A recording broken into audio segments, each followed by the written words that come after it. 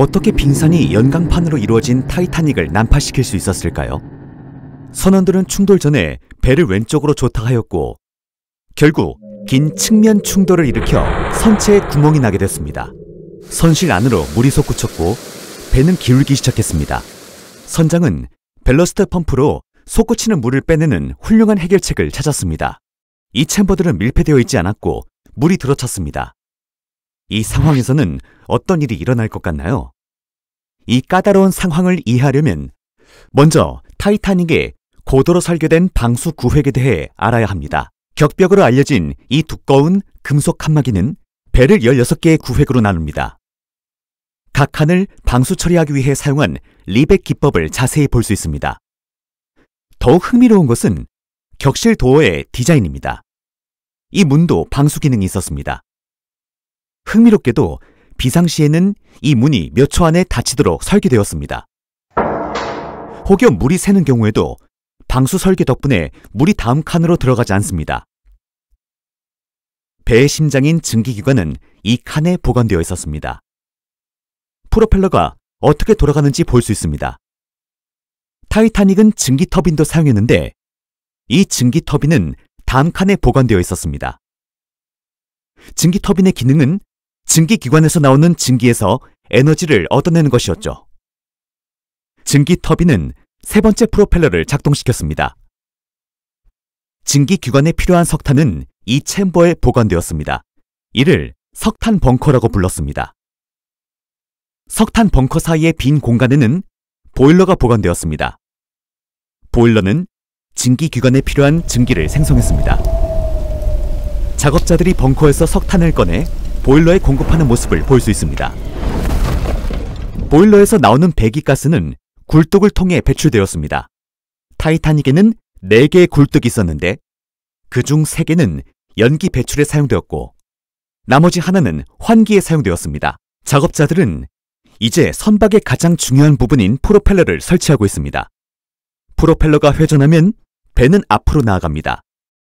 배가 빙산에 부딪히면 빙산의 부드러운 눈이 거대한 배에 아무런 손상을 주지 않을 것이라고 생각할 수 있습니다. 실제로 어떤 일이 일어나는지 이해하기 위해 빙산의 단면을 공부해 봅시다. 보시다시피 빙산은 여러 층으로 이루어져 있습니다. 가장 위층은 부드러운 눈으로 이루어져 있습니다. 하지만 조금 더 깊이 들어가면 빙산의 가장 단단한 부분인 푸른 얼음층이 드러납니다. 즉, 배가 빙산에 부딪히면 빙산의 바깥쪽 부드러운 층은 부서지지만 안쪽의 단단한 부분은 배에 강한 충격을 주게 됩니다. 타이타닉이 침몰한 운명의 날에 어떤 일이 일어나는지 자세히 알아봅시다. 견시를 맡은 선원은 거대한 빙산을 너무 늦게 발견했습니다. 배는 시속 40km의 최고 속도로 달리고 있었죠. 배가 빙산과 정면으로 충돌했다면 배에 어떤 일이 일어났을지 짐작할 수 있을까요? 분명히 직접 충돌했다면 적어도 2칸 이상이 파손되었을 것이고 배의 앞부분에 있던 많은 사람이 사망했을 것입니다. 이러한 충돌로 인해 배가 침몰할 수 있을까요? 나중에 답을 찾아보겠습니다. 지금은 실제 충돌과 그 충돌이 배에 미친 영향을 살펴봅시다. 그렇게 짧은 거리에서 배를 멈추는 것은 불가능했습니다. 승무원들은 충돌을 피하기 위해 가능한 모든 조치를 취했습니다. 조타수는 즉시 배를 왼쪽으로 조타하기 시작했습니다. 스티어링 휠 바로 아래에 멋진 메커니즘이 있습니다. 조타수가 핸들을 돌리면 실제로는 피스톤을 움직이는 것입니다. 이 피스톤의 움직임은 긴 유압 라인을 통해 배의 뒤쪽으로 전달됩니다. 배 뒤쪽에는 방향타의 움직임을 제어하는 2개의 증기 엔진이 있습니다. 조타수의 회전 방향에 따라 왼쪽 또는 오른쪽 증기 엔진이 증기를 공급받아 방향타를 움직이게 됩니다. 조타 조작과 함께 엔진 속도를 줄이거나 후진하기도 했습니다. 프로펠러가 뒤로 회전하면 배가 더 빨리 감속합니다. 이 모든 노력 덕분에 배를 약간 왼쪽으로 조정할 수 있었습니다. 하지만 충돌을 피하는 것은 불가능했습니다.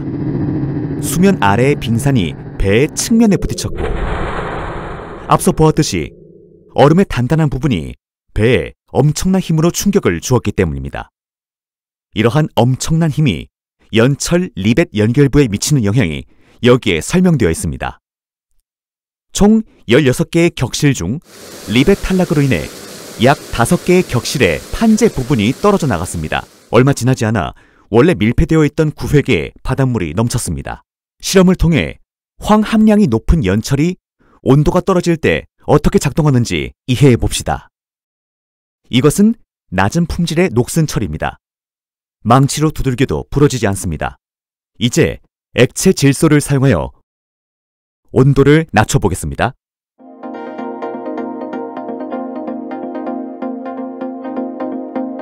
온도가 영하 6도입니다. 한번 봅시다.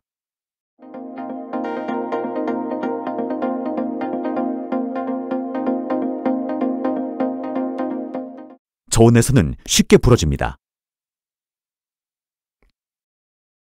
이제 다시 본론으로 돌아와서 물이 배 안으로 밀려오면 어떤 일이 일어날 것 같나요? 보일러실의 작업자들은 자신의 칸으로 바닷물이 솟구치는 것을 처음 발견했습니다. 그들이 얼마나 당황했을지 상상해보세요. 바닷물이 천천히 구획을 채우기 시작했죠. 처음 2칸에 물이 가득 차면 이 배에 어떤 일이 일어날까요? 배는 약간 기울어질 것입니다. 격벽이 해수면보다 충분히 위에 있고 수밀 격실 덕분에 나머지 격실에는 물이 들어가지 않을 것입니다. 배는 안전합니다. 타이타닉의 설계를 주도한 사람은 토마스 앤드루스라는 청년이었습니다. 그의 설계에 따르면 최대 4번의 격실 누수에도 안전했습니다. 격벽의 높이와 배의 흘수가 정확히 같은 타이타닉 배를 축소한 버전을 비례에 맞게 만들었습니다. 이제 처음 4개의 구획에 구멍을 내고 배에 어떤 일이 일어나는지 살펴봅시다.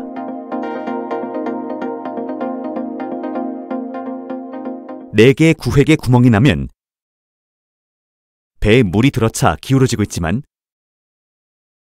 배가 안정적이며 가라앉지 않는다는 것을 알 수 있습니다. 토마스 안드레의 계산이 맞았다는 뜻입니다.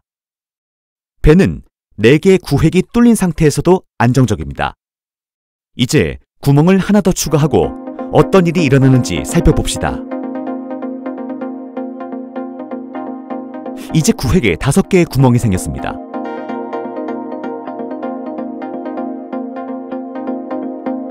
이번에는 배가 많이 기울고 있습니다. 배의 선미가 약간 올라가고 각도가 계속 증가하고 있으며 연쇄 반응으로 물이 넘쳐나는 것을 볼 수 있습니다.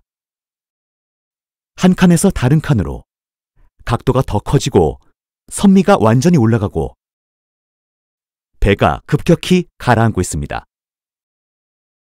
이것이 타이타닉이 침몰한 방식입니다.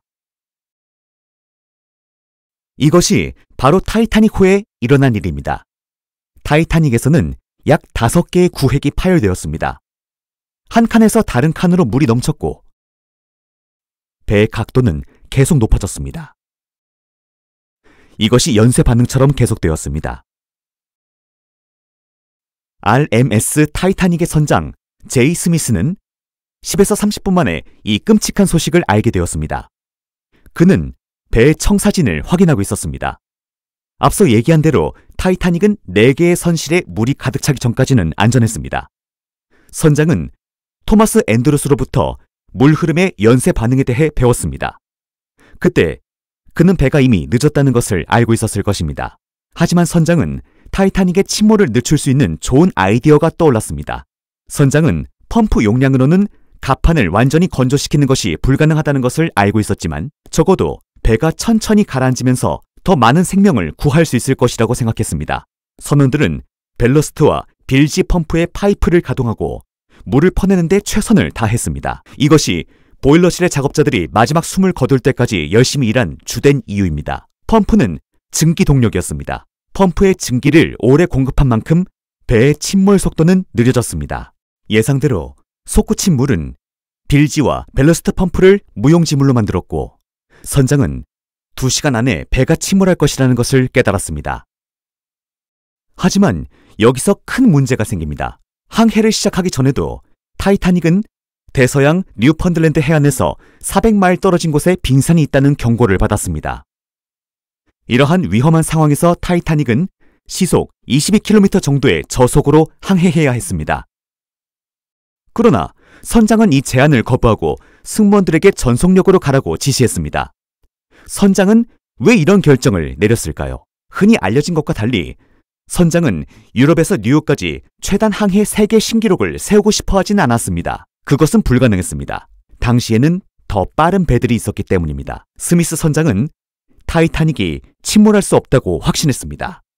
승무원들은 타이타닉이 침몰할 수 없다고 믿었는데 그 이유는 크게 세 가지였습니다. 첫 번째는 하단의 특별한 이중 용골 설계와 관련이 있습니다. 이에 대해 자세히 알아보기 위해 타이타닉의 건조 현장을 방문해 보겠습니다. 당시에는 주로 리벳이 두 금속판을 튼튼하게 접합하는 데 사용되었습니다. 리베팅을 위해 작업자들은 유압식 리벳기를 사용하여 작업을 더 쉽고 빠르게 할 수 있었습니다. 이제 선박 건조의 기초가 되는 선박 용골에서 리베팅 작업을 관찰해 보겠습니다. 이 부분이 이중으로 겹쳐져 있는 것을 볼 수 있습니다. 기초 부분이 준비되면 나머지 판의 배열은 쉽게 설치할 수 있습니다. 작업자들은 리벳을 사용하여 수백만 개의 작은 판을 연결했습니다. 우리는 이미 리벳으로 연결된 이 판들이 측면 충돌 후 누수의 주요 원인이 나는 것을 보았습니다. 챔버 건설, 보일러, 증기 엔진, 발전기, 리프트 시스템 설치 등 남은 건조 단계가 여기에 나와 있습니다. 선 내에서 다양한 계층의 사람들이 어디에 머물렀는지 궁금한 적이 있다면 이 영상을 보세요. 타이타닉의 사람들은 엔진과 석탄 벙커 위에 있는 선실층에 머물렀습니다. 스마트하게 만들어진 계단, 엘리베이터, 방의 디테일을 볼 수 있습니다. 위로 올라갈수록 선실은 더 화려해지는데 당연히 더 비싼 티켓 가격이 책정되었을 것입니다. 이 이중 선체 설계 덕분에 배가 물속에서 무언가에 부딪히거나 이리저리 뛰어다녀도 철판은 한 층만 손상됩니다. 배는 안전하고 안정적으로 유지될 것입니다. 하지만 정면 충돌이 발생하면 어떻게 될까요? 이것이 그들이 자신감을 갖는 두 번째 이유입니다. 타이타닉이 정면 충돌하면 처음 두 칸이 파괴되고 세 번째 칸에서 물이 새는 것을 알 수 있습니다. 이를 바탕으로 실험을 해보겠습니다. 처음 두 칸을 손상시켜 보겠습니다. 처음 두 개의 구획을 완전히 파괴하고 세 번째 구획을 통해 물이 새는 것을 볼 수 있습니다. 이 경우 어떻게 됐는지 봅시다. 와, 배는 안정적이네요. 토마스 앤드루스의 말이 맞았어요. 정면 충돌은 타이타닉호를 침몰시키지 못했을 겁니다. 정면 충돌로 인해 많은 사람들, 특히 화부들이 즉각적으로 사망할 수 있습니다. 그러나 배는 약간 기울어졌지만 안정적으로 유지되었을 것입니다. 또한 이미 살펴본 바와 같이 최대 4개의 챔버에 물이 누수되어도 선박은 안전했습니다. 이 경우 격벽 위로 물이 넘치지 않는다는 것을 알 수 있습니다. 타이타닉이 침몰할 수 없다고 믿는 세 번째 이유입니다. 안타깝게도 타이타닉은 바닥이나 앞쪽이 아닌 측면에서 충격을 받았습니다.